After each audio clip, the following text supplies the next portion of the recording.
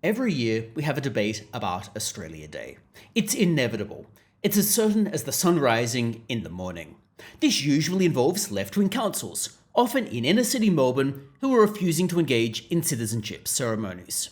Inner-city Sydney is not necessarily very much better, but at least they have seen some sense, with Australia Day banners flying down Macquarie Street.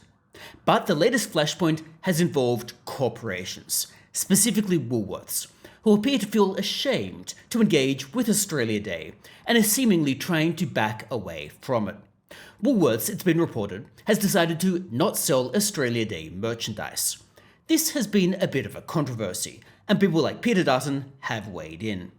Woolworths state that there are two reasons for this. They state that it was a commercial decision due to declining sales of Australia Day goods, but also that Australia Day has become more controversial, meaning different things to different people. It's become problematic, to use a rather hackneyed term.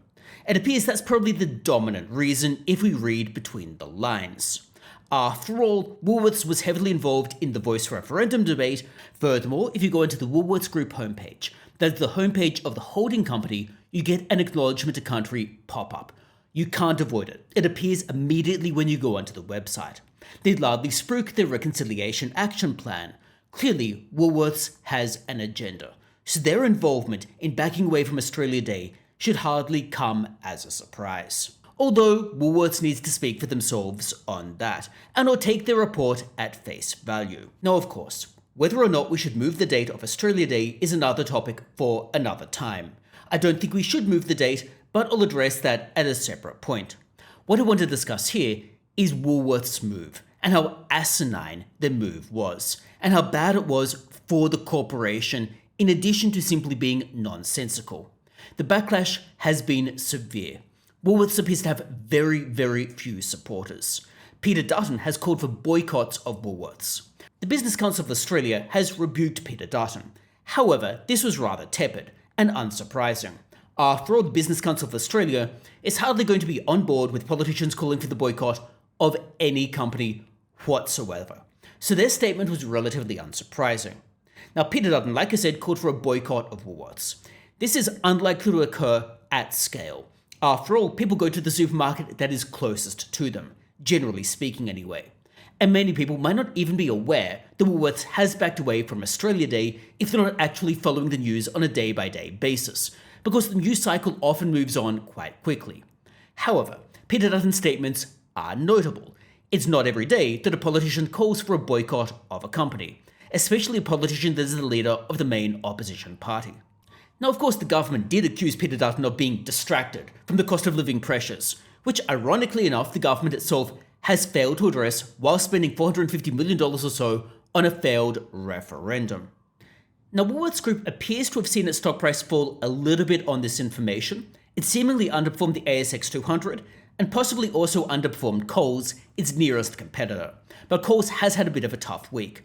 And contemporaneous with this whole incident, the government has been complaining about supermarkets supposedly price gouging and potentially considering launching an inquiry into whether or not they're passing on price savings to consumers. So the underperformance has been a little bit tepid so far, and also other factors could be driving it. But regardless, this has not been positive for Woolworths at a corporate or stock price level.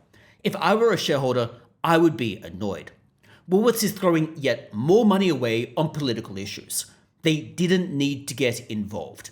They could have just sidestepped this whole thing. This is non-positive for Woolworths' stock price. There is no plausible way Woolworths shareholders can benefit from what is going on here. Woolworths supported the voice much to the chagrin of customers and their stockholders. And now they appear to be resiling from Australia Day, seemingly to placate the progressives or potentially members of the board who want to feel smug at trendy parties. Woolworths seemingly assumes that it can impose its ideology on customers and those customers will simply go along with it. They seem to assume they can tell customers what to think and the customers won't go elsewhere. They seem to assume customers don't have other options. And therefore it appears they are trying to bludgeon their customers with their own messaging. Either direct messaging as in the case of The Voice, or indirect messaging by eliminating Australia Day, trying to present Australia Day as controversial or problematic.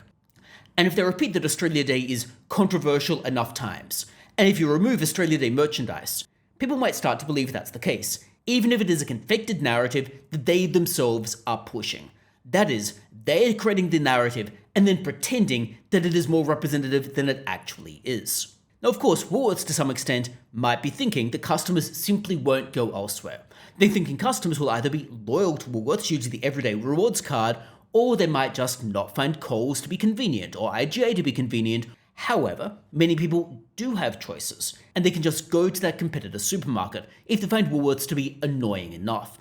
In many cases, it isn't actually that much more effort, if any effort, to go to Coles, for example. And in my experience, Coles is both cheaper and better than Woolworths is. Woolworths I've found to be more expensive and to have worse produce than Coles, regardless of the location. So I personally do shop at Coles because I found Woolworths to be inadequate. However, other people might be finding different experiences. Nevertheless, Woolworths appears to assume that people won't shop elsewhere. And this is why Woolworths feels they can do whatever it is that they want. It feels like they can push these messages onto their customers, even if their customers don't actually want it. It's why Woolworths think they can criticize Australia Day and people won't do anything because they feel like people don't have real options. That's the problem that arises when you've got a near duopoly. Now, the solution, where possible of course, is to shop at alternative supermarkets where they are available. Even if a few people do this, it can send a bit of a commercial message to Woolworths, and by contrast to Coles, who might pick up some market share, perhaps educating Woolworths about the commercial impact of doing all of this grandstanding.